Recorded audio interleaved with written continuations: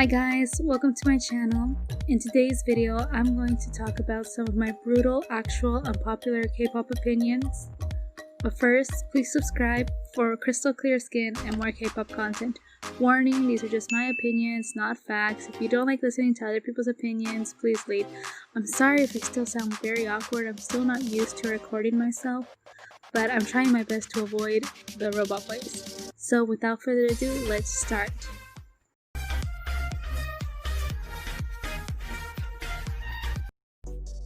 So, first of all, this is kind of like late because we're already in September, but at least I'm not saying it during the summer.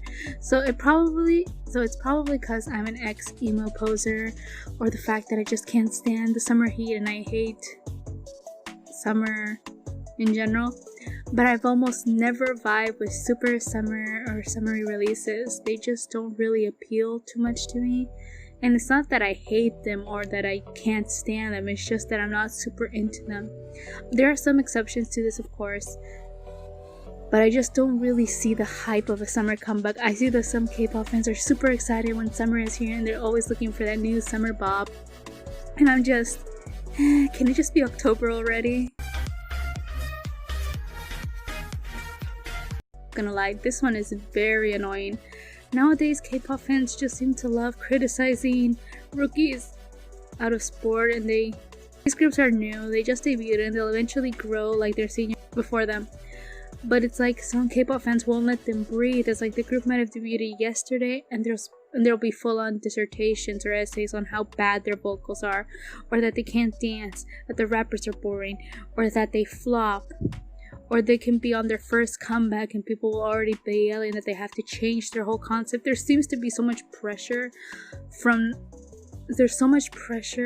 onto rookie groups that it's just like too much. It's like everybody wants them to be perfect, they want them to grow, they want them to have a super unique sound, they want them to be perfect, they want them to be super woke. It's like they don't give these rookies like chance to make mistakes and grow from. I just feel like this over need to criticize and microanalyze every little thing a rookie group does. It's just too much for me. Even if they're really good, if they're good performers, they have good stage presence, they're constantly nitpicking every single thing, that they are not genuine or they're not authentic, that they don't have a star potential. Honestly, I didn't really notice this until I got into more for junkies, but it's exaggerating the amount of hate they get and being masked as criticism.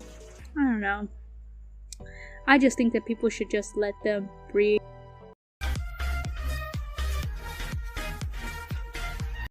Honestly, K-pop fans take one word and completely butcher it all, meaning a flop used to mean that a song didn't have, commercial success. A song flopped when it wasn't commercially successful. Now, just because you don't like a song or a group, it doesn't mean it's a flop. Crazy, right? Different tastes. You not liking something doesn't make it bad or a failure. K-pop fans seem to have this sort of exaggerated ideal that only their taste is the correct taste, because you can see these people on every platform saying, if you like this song then you're dumb, or if you don't like this song then you have no taste, without taking into account that there's always going to be someone who'll like it. This is something that's very interesting to me. Lots of K-pop fans will say that song is objectively bad, and you can't say that about any song unless you study music theory and not everything. You just can't say a song is objectively bad, because even if you think it's objectively bad, there's going to be some people who are actually going to really enjoy that song. The same way I can say that this song is a masterpiece and some people will just come in and say it's boring. You can't just say that one song is completely good and one song is completely bad, objectively speaking, as if taste don't exist. That's the thing about art and music. It can't be criticized as good or bad, because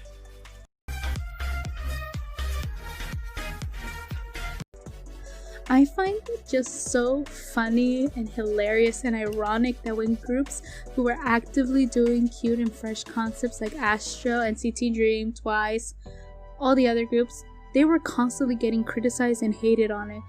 People were screaming how they needed to change concepts and that cute concepts were cringy.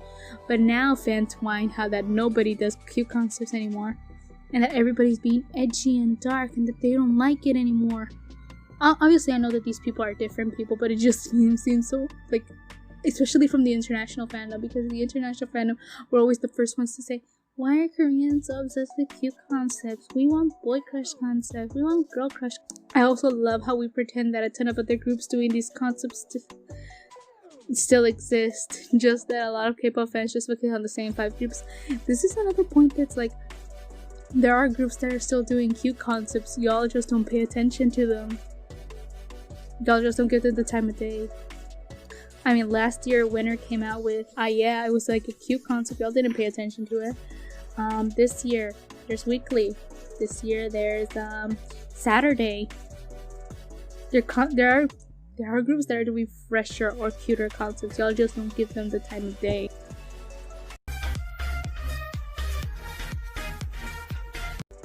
I truly believe that unstanding is a natural process that is inevitable in fandom spaces. Taste changes and people grow. So unstanding is a huge part of that. I feel like people try to unstand shame, sort of making like if you were never a real fan if you start to unstand because of fandom or other thing, which again is a whole nother topic. This whole thing could be a whole topic, but I'm just trying to, summarize it up quickly. If people want to leave because they don't feel comfortable in the fandom, great. If people want to leave because they don't like the music, great. If people want to leave because they don't like the direction the group is going in, great. What I'm not a huge fan of is making video essays trying to convince others to do the same. Nowadays, it seems like it's a trend to make these unstanding videos, or why I'm unstanding this person and why I'm unstanding that other person. And a lot of times, these videos just scream like they're trying to convince the other people to unstand too. You don't have to announce to the world about how you no longer stand so and so. It's not bad.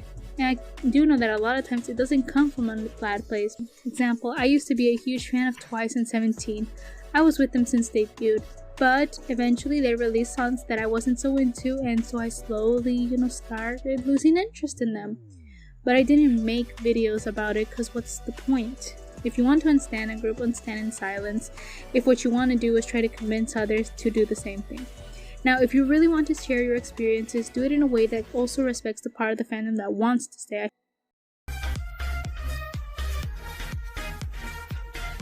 This is unpopular because on every platform I go, there's rants, discussions of how superm sucks, that it's totally pointless. Despite all of that, and despite it not being as successful as I think YG and everyone else, YG, so suddenly YG is the company that superm is under. Wow, you're so dumb, it's SM. Okay, and not succeeding as much as SM wants them to do. I actually really like the music, I like the members, and I love their interactions, and honestly I'm very excited to see their future projects. It also helped me low-key get more into Entity. I really enjoy it. I can understand why people don't like it, but I personally really like superm. Which is unpopular because it seems like almost everybody doesn't like them.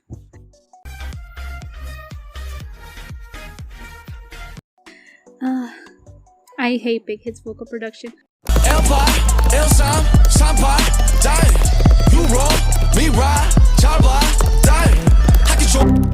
Okay, so please hear me out.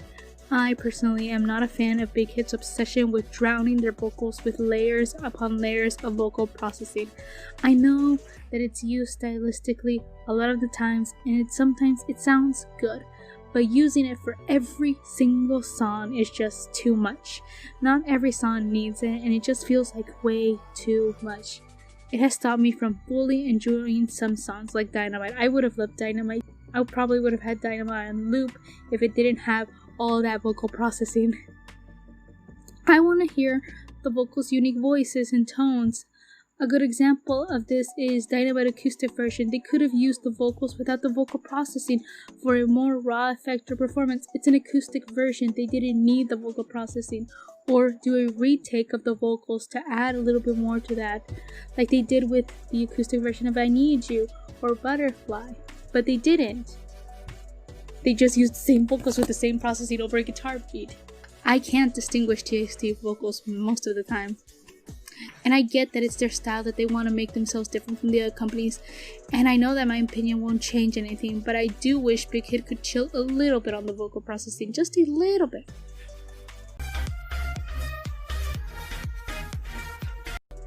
Okay. I am so done with the mistreatment Olympics. I am done. When I got into K-pop around 2015, Were there people complaining about their faves? Yeah, but it was never to the degree that we have now.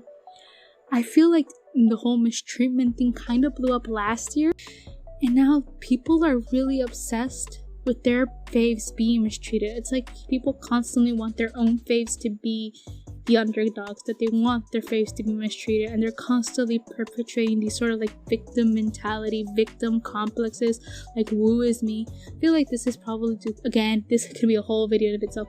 Lots of K-pop fans, project themselves onto their biases, and so they tend to take a lot of the things that happen to their biases as personal attacks towards them, and since they also developed this sort of underdog mentality. The problem now is that it's become sort of like a trend to be mistreated, or to have the mistreated fave, or my fave is mistreated. And my personal annoyance to all of this is that it just downplays real mistreatment. And so nowadays you'll see people making, like, even as we speak right now, there's probably like a ton of people making threads, making posts in Reddit about how mistreated their fave is, and how nobody can, understand the untouched talent that person has, and how the whole world is against them. There's just this whole victim mentality, and this sort of perpetrating this whole my fave is this, and oh, my fave sell more than your fave. It's become into my fave is way more mistreated than your fave. Your fave has all the benefits in the world and my fave doesn't. And I see it every single day. I'm in fandoms that just perpetrate this victim mentality over and over and over again. And also think that a lot of these complaints aren't even mistreatment. Complaints are mostly mismanagement. But again, K-pop fans take one word, use it, reuse it, and destroy its meaning. Or mistreatment Olympics, or the whole like mistreatment fighting that just gets me like really annoyed is when the mistreatment is between the whole members. It's like constantly like saying my fave is more mistreated, especially with the big groups like Blackpink. Like if you want to get if you have never seen this, then oh my god, go onto Twitter. This is actually the thing. Go onto Twitter. Look for mistreatment any member of Blackpink, any member of BTS, and you will find a thread dedicated to saying how that person is the most mistreated member of their group. You will find one for every single member of those two groups. The reality is, and neither of those two groups are being mistreated, if at the most mismanaged. What about the actual groups that are mistreated? This whole mistreatment thing, and making any sort of case of mismanagement into mistreatment, basically downplays real mistreatment. I'm sorry, but your fave not getting 10 seconds less than another member isn't mistreatment. Your fave getting blonde hair while the others get black hair isn't mistreated. Getting 5 seconds less in an advertisement than someone else isn't mistreatment. You know what is mistreatment? Being forced to, starvation diet. Being physically, emotionally abused. Getting scammed. And they constantly want their faves to be the victims. I just don't understand why you want your faves to be the victims. So those were all my opinions for today's video. I'm probably going to divide it into 2 parts because this was a long ride. Oh, I'm so hot. I hope you guys enjoyed this video. Please comment your unpopular K-pop opinions. If you enjoyed this video, if you enjoyed me ranting and just, spouting nonsense, like this video, comment in the comment section down below, and subscribe for more K-pop content. Please remember to stay safe, stream your faves, and I'll see you next time. Bye!